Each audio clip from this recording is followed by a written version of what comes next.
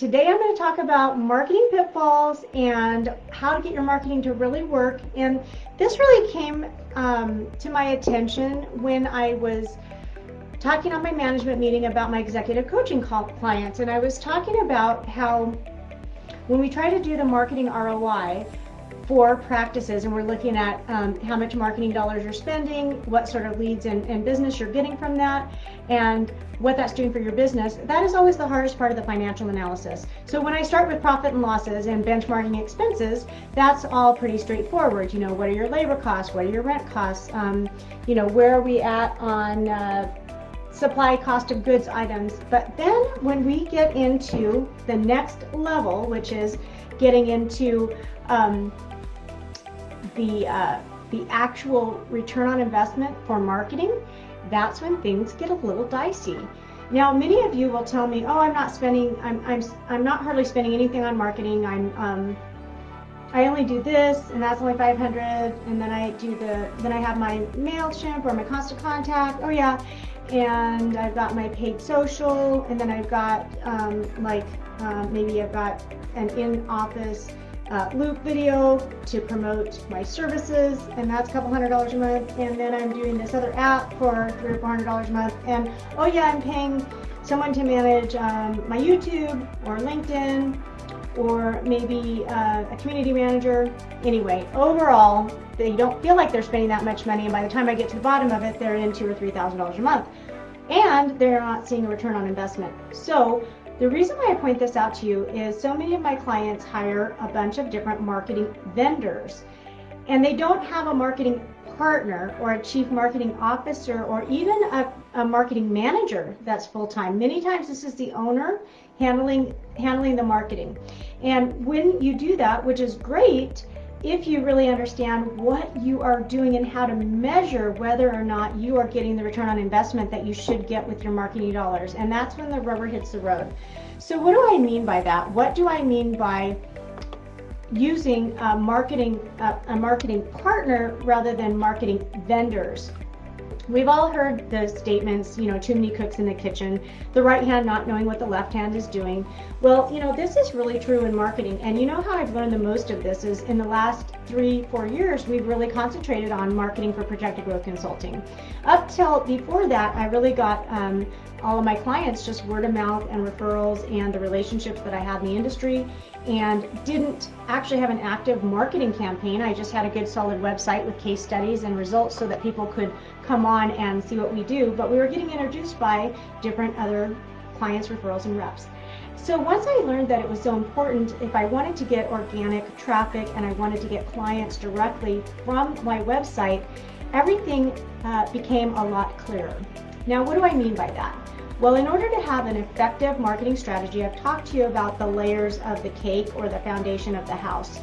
And that it doesn't do any good to put frosting on before you have the foundation, or the roof on before you have the foundation or the framework. Let's go with the construction example, okay? So the foundation of any marketing campaign is a website that is conversion based and web and mobile enabled, okay? With links that work and that you're checking on a regular basis. That is 101.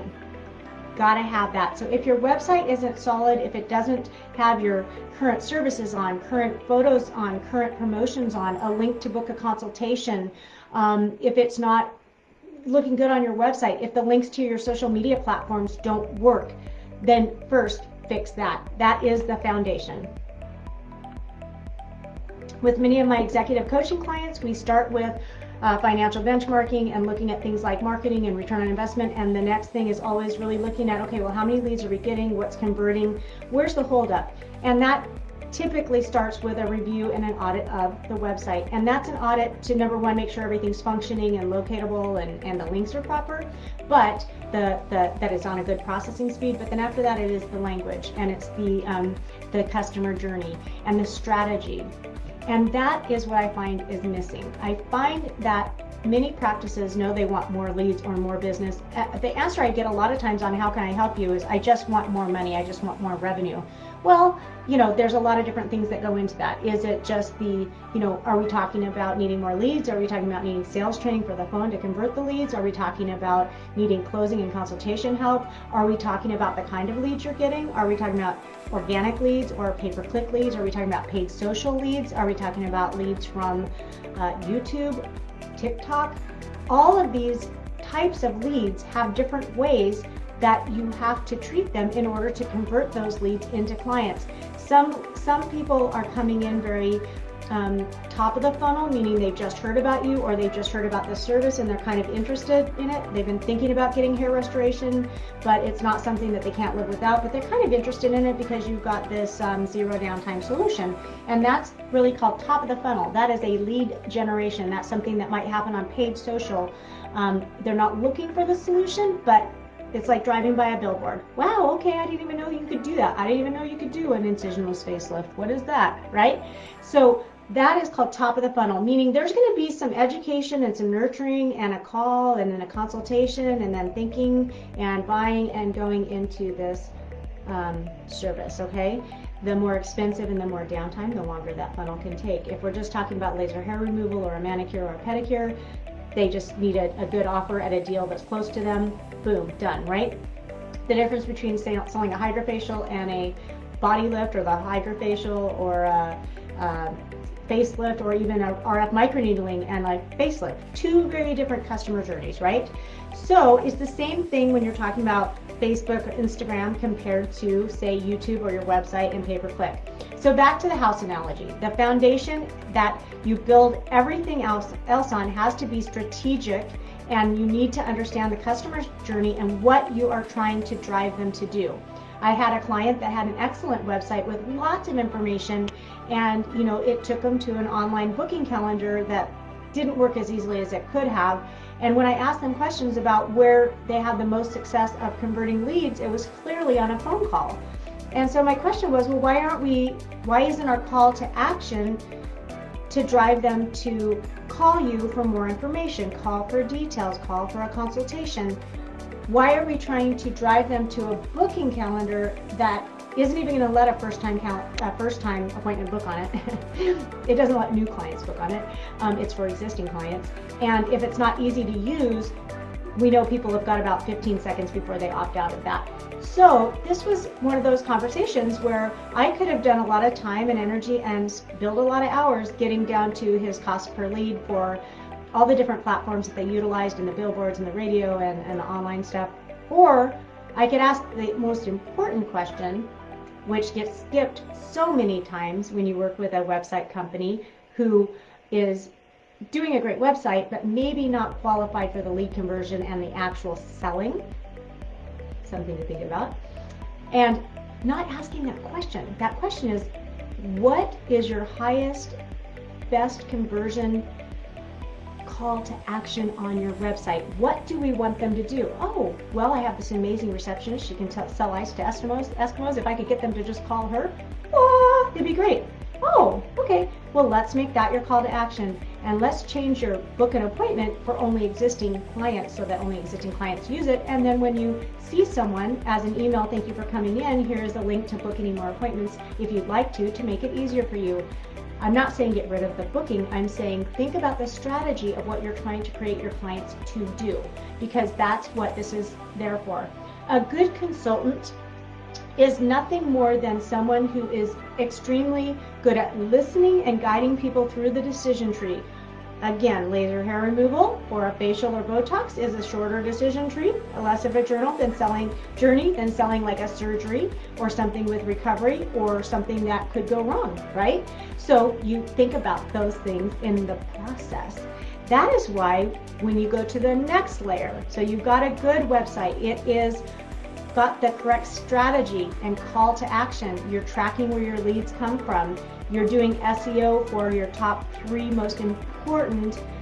You're SEOing all your services, but you're putting a lot of emphasis on the things that bring people in and that are profitable and that people are looking for. And you can have your website company or your social media company or a company like ours go on and actually research what people are searching in your area and name your pages right, name your offers correct, and actually put those phrases in your FAQs in your website so that they pop right into your website when they type in Botox near me, or what can I do for wrinkles other than Botox, right? So maybe you're buying Xeomin or Dysport, and maybe they're typing in, what can I use that isn't Botox, or what other alternatives are there to Botox?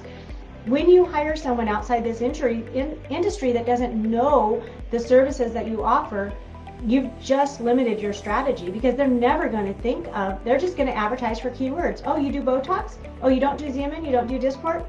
If they don't know the industry, they're not going to pay-per-click or SEO for all those things. If they do know the industry, they will do that. That is a more strategy or partner approach than your typical website and lead generation companies can do or will do, especially if they're not niched in this industry. So after we have your website using SEO and pay-per-click, pay-per-click is when I'm looking for something, you show up on page 1. So if you know you've got a main competitor that you're competing against, you want to really pay attention to what sort of keywords to use to drive people, let's say, to your website for your service that might be very similar. As you guys know, there are a lot of services in this industry that are provided by different pieces of equipment that do the same thing, but maybe your consumer knows the name of one or two of them and they're looking those things up, but you have a better or an alternative therapy for that. That is very important to consider in your marketing strategy. Once we've got pay-per-click up and running and you're looking at your reports monthly and you're looking at your cost per click and your cost per consultation, so impressions and clicks, I don't know why it's so fun to report, well, because the numbers are big and impressive. Impressions and clicks and, drop-off time up your website, how many pages they look at, all of those things are critical, but the most critical, how many filled out a form and wanted to get more information or picked up the phone and called you. Those are the numbers that I'm most interested in. If those numbers aren't going where I want them to go, then yes, I'm looking at clicks and impressions because it is a numbers game.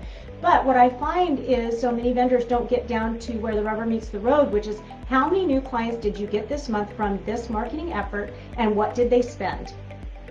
I got 10 new clients, they each spent $1,000, I made $10,000 and I spent $2,000 to do it, so my ROI on that is 10,000 divided by 2. I've got a 5x return on investment, a 500% or a 5x ROI.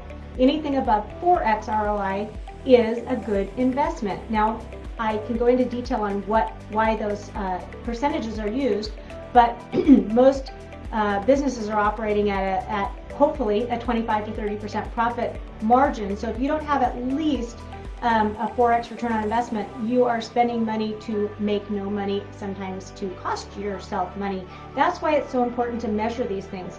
And by working with a partner or someone that's managing multiple parts of this, then you can actually get data that is actionable and you can take steps to correct because they've got their arms around enough of it. Because the next thing that comes up is going to be your your organic social media and emailing campaigns. Studies show you need to post about 5 times a week on Instagram and Facebook and send out a weekly email with a promotion, an offer, a contest, or news about what's going on at your facility.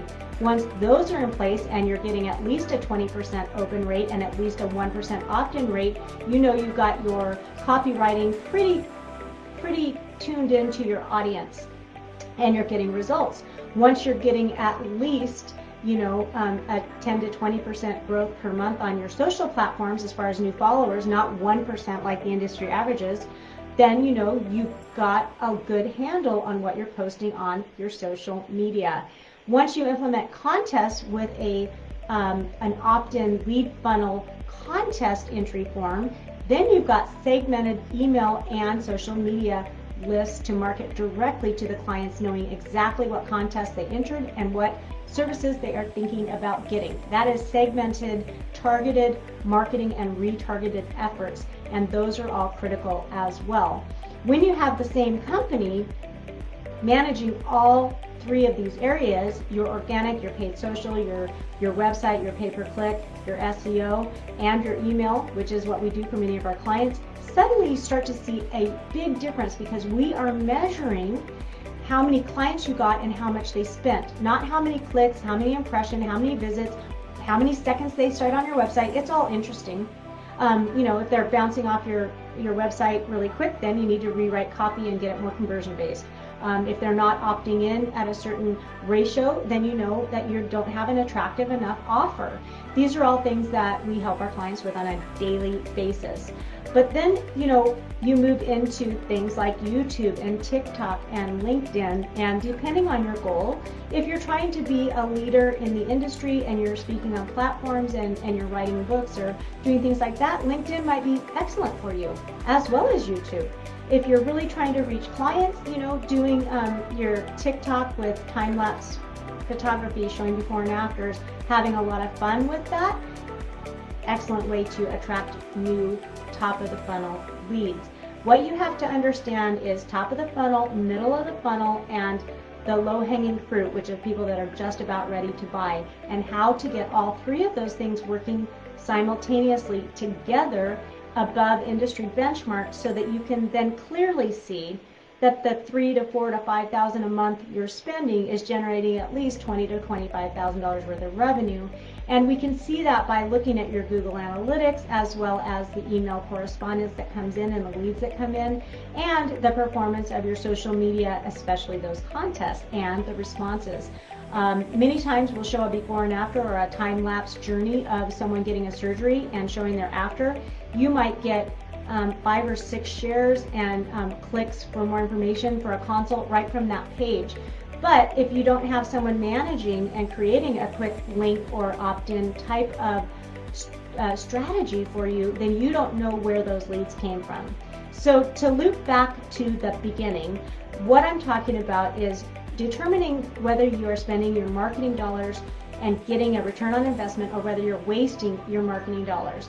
For example, if you have a really poor front desk that's not great at converting leads, maybe while we do training, we want people to auto book online. Maybe we do a couple videos to encourage getting them through the sales funnel on your website, so that we minimize calls to the office, right?